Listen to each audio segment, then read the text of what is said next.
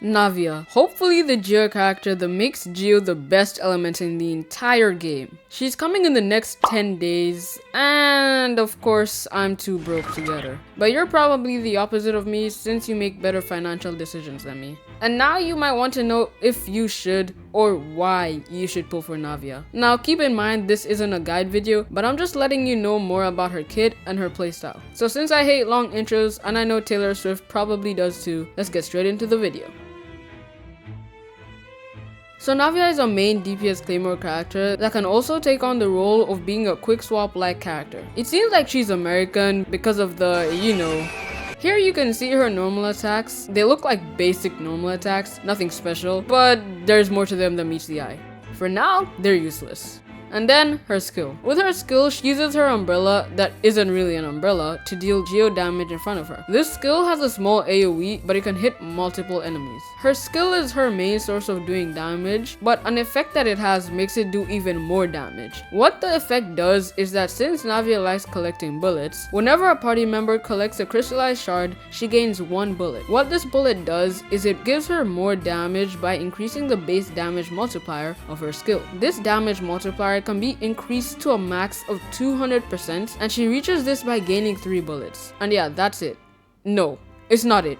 You know why? Because she wants more damage. Every bullet you have after 3 will increase the damage of her skill by 15%, going up to a max of 45%. But keep in mind, the maximum amount of bullets that she can have is 6, and whenever you use her skill, you will lose all the bullets she has. So because of that, you'll have to get more bullets by getting more crystallized shards. But we all know how easy that is, so gaining bullets won't be a problem. Her skill actually has 2 versions, a tap version and a hold version. Her tap version is just a quick instance of damage, but her hold version will make her unable to move. It will give her a bunch of interruption resistance, and she will absorb all the crystallized shards near her. But whether you do her hold version or her tap version, her skill will still have a 9-second cooldown. The last thing to remember is that she will do Aussie damage with her skill once every 7 seconds. I have high hopes for the amount of damage that her skill will do, but let's talk about her burst. You know how after you use Ganyu's burst, she drops ice, and how after you use Ayato's burst,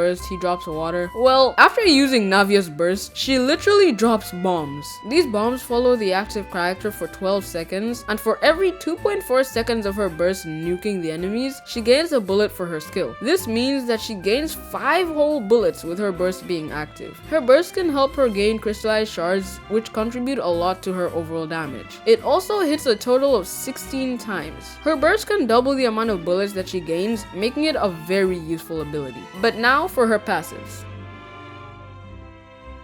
So if you were paying attention to the video, you'd know I said her normal attacks are more than what meets the eye. Well, here's why. Her first passive makes it so that Navia gains Geo Elemental Infusion on her normal attacks after she uses her skill. While this Elemental Infusion is active, her normal, charge, and plunge attacks gain a 40% normal attack increase. This damage increase and Elemental Infusion both last for 4 seconds. This passive allows her to use her normal attacks in rotations, and it's a good way to get some extra damage in. But now for her second passive. This passive is what makes Navia unique compared to other Geo characters in the game. What this passive does is that for every Cryo, Electro, Pyro, or Hydro character in the team, Navia gains an extra 20% attack, going up to a maximum of 40% attack. So having other elements in this team will actually benefit Navia a lot. But that's really all you need to know about her kit and what she does. So now let's move on to her talent priorities.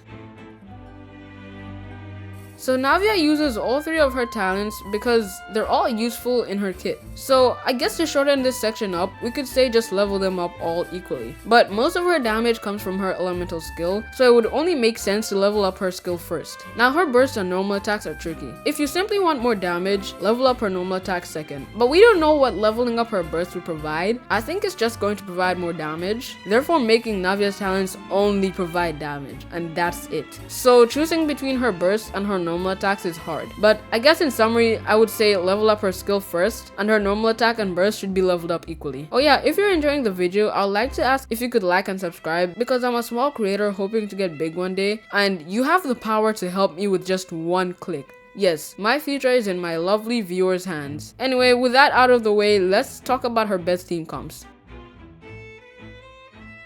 As we have said before, Navia's best team comp isn't a mono Geo team, but it's actually this team, the Navia Flustrious team. I made up that name myself, so please laugh. This team includes Navia as the main DPS, Bennett as the support and healer. He's also pyro, so he gives Navia an extra 20% attack. Yellen is the sub DPS support and gives Navia an extra 20% attack. She becomes a support because of her passive, which allows her to buff the on-field character, which will be Navia. And the last slot can be flexible, but Albedo is a really good character to use in this flex slot because he provides Geo Resonance and can provide some nice off-field damage and act as a battery for Navia. That's it for the team section, so now let's get into my opinion.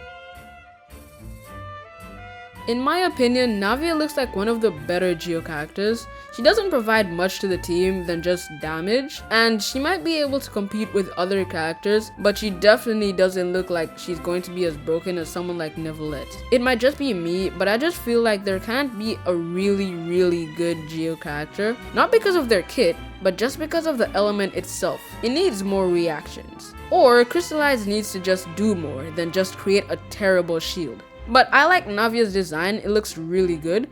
I guess her gameplay could help Geo because she works with other elements. But those are just my opinions, nothing too useful to society and the economic state of the world.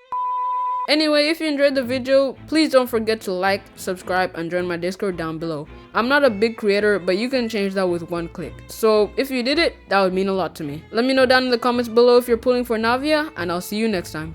Bye.